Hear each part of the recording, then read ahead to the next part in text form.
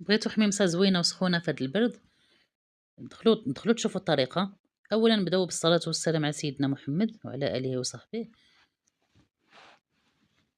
عندنا اليوم حميمصة سخونة وزوينة بواحد الطريقة زوينة ورائعة. غنبداو إن شاء الله نديرو الدجاج وطريفات ديال الدجاج مقطعين، نديرو عليهم بصلة، 3 ضريسات ديال الثومة، شوية الزيت، شوية الملحة، نخليهم يتشحروا مزيان.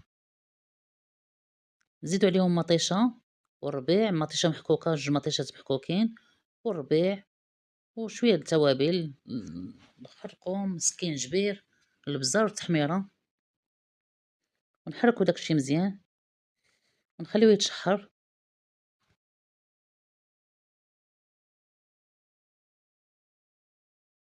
يتشحر داكشي مزيان، نكبو عليه الما طايب.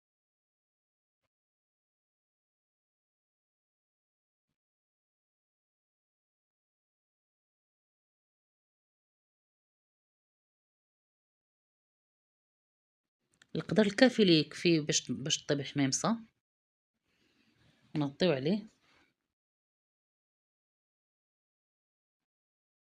ملي غلا الما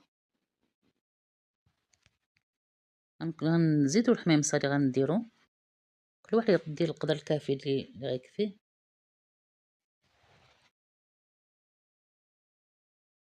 نحركوها مزيان ونخليوها طيب.